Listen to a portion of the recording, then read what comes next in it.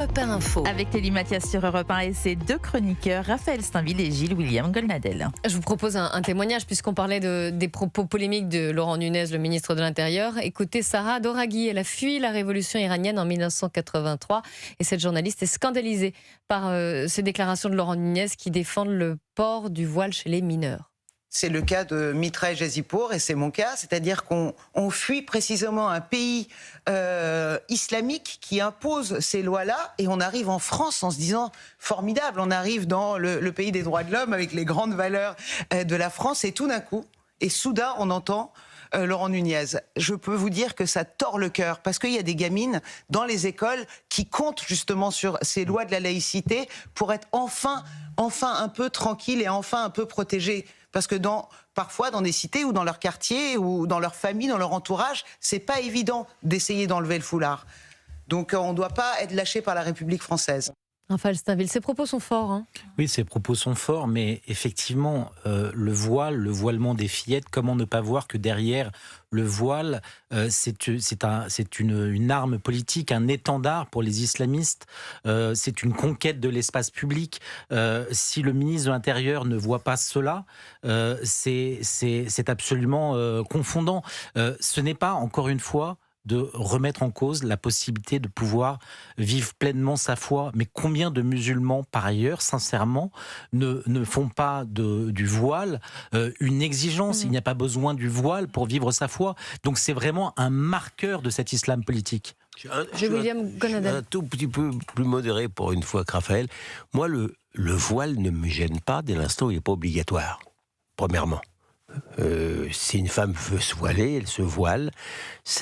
Mais alors, je vais aller plus loin dans le politiquement. Parler des fillettes. Hein. Oui, non, mais c'est pour ça. Ça me choque quand il s'agit de fillettes ou qu'on voile, ou ça me choque quand on voile de force les femmes en Iran. Je me permettrais, pour être encore plus politiquement incorrect, de dire que c'est pas la même chose le voile en France et le voile dans un pays islamique. Moi, quand je suis à Jaffa, où il y a évidemment beaucoup de musulmans, je croise des femmes voilées, ça ne me gêne pas, et croyez-moi, de temps en temps, elles sont aussi modernes que les femmes non voilées. Donc, encore une fois, moi, ce qui me choque, c'est quand on oblige les femmes à se voiler. Autre polémique au sujet de Laurent Nunez, vous l'aviez évoqué, Raphaël Steinville, il a annoncé un nouveau projet de loi contre le séparatisme. Alors, c'était en plein cœur de cette petite tempête médiatique. Une loi donc pour lutter contre le séparatisme et l'entrisme religieux. Expliquez-nous, Maï-Hélène Trémollet du service politique d'Europe 1. Oui, c'était un texte promis par Emmanuel Macron, dont Laurent Nunez veut désormais accélérer le parcours législatif. Concrètement, ce projet de loi doit être transmis au Conseil d'État, passer en Conseil des ministres fin avril, avant d'être exposé aux parlementaires. Mais que contient-il exactement ? Eh bien, la possibilité de dissoudre des structures, de geler des avoirs administratifs, ou encore de prendre des mesures d'interdiction de certaines publications, type appel à la haine ou discrimination. Un contenu en réalité très largement inspiré d'un travail mené par les équipes de Bruno Retailleau lorsqu'il était ministre de l'Intérieur.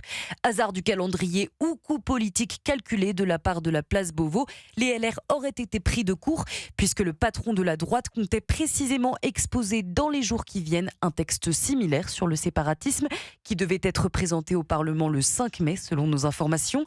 Toujours est-il que dans tous les cas, avec un agenda parlementaire très contraint jusqu'à la prochaine élection présidentielle, cette loi a de grandes chances de ne pas aboutir du tout. Merci Maïlène Trémollet qui a bien cerné les enjeux de cette annonce, Raphaël Steinville. Oui, je pense que c'était très exactement ça. En fait, Bruno Retailleau s'apprêtait à présenter un texte similaire, d'autant plus similaire qu'il s'était appuyé sur les recommandations de sa précédente administration, elle-même qui a fourni tous les éléments à Laurent Nunez. Si Laurent Nunez accélère, en réalité, c'est un écran de fumée. Tout dans ce qu'il fait aujourd'hui consiste presque à un détricotage en règle de l'héritage de Bruno Retailleau.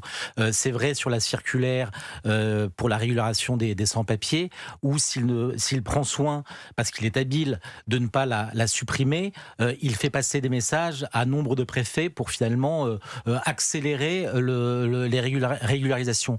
Si sur ce texte qu'il présente au Conseil des ministres mercredi, il le fait, fait, c'est d'abord pour faire oublier un certain nombre de polémiques que nous avons évoquées, mais surtout parce qu'il sait pertinemment que ce texte ne pourra pas aboutir, compte tenu du temps imparti, avant la prochaine présidentielle. Et donc, c'est de la com', mais c'est un écran de fumée pour faire oublier aussi un certain nombre de renoncements ou d'aplaventrisme, notamment vis-à-vis d'Alger.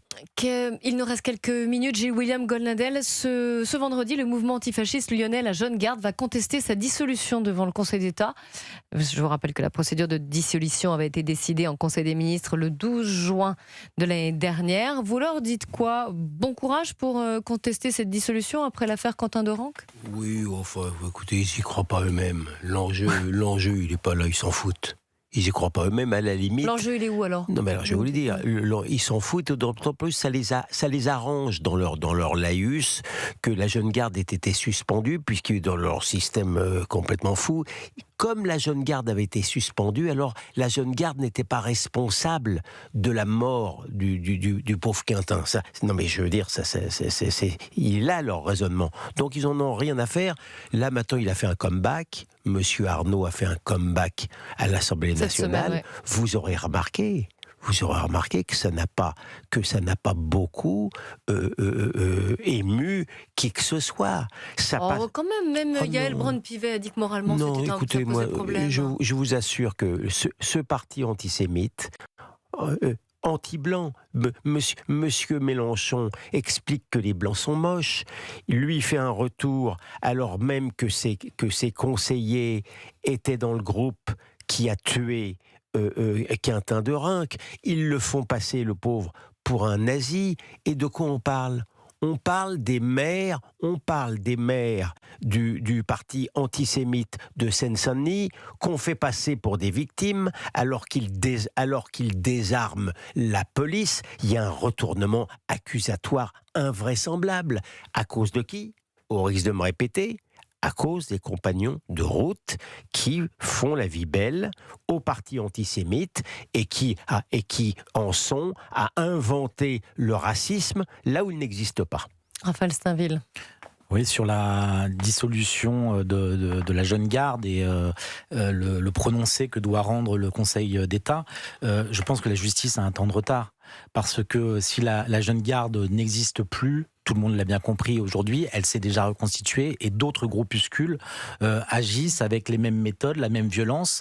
Et c'est à l'encontre de ces groupes que désormais il faut pouvoir s'attaquer et oublier la Jeune Garde, oublier le passé pour s'intéresser aux agissements de ceux qui continuent à perpétuer cette œuvre de violence fasciste en réalité. Merci beaucoup à tous les deux d'avoir participé à ce débat dans Europe 1 Info. Je vous souhaite un très bon week-end, Pascal, à tous les deux. Et puis, dans un instant, on ne se quitte pas, on reste ensemble jusqu'à 15h avec les grands entretiens politiques d'Europe 1 Info. À tout de suite, bien sûr. Europe 1, il est 13h56.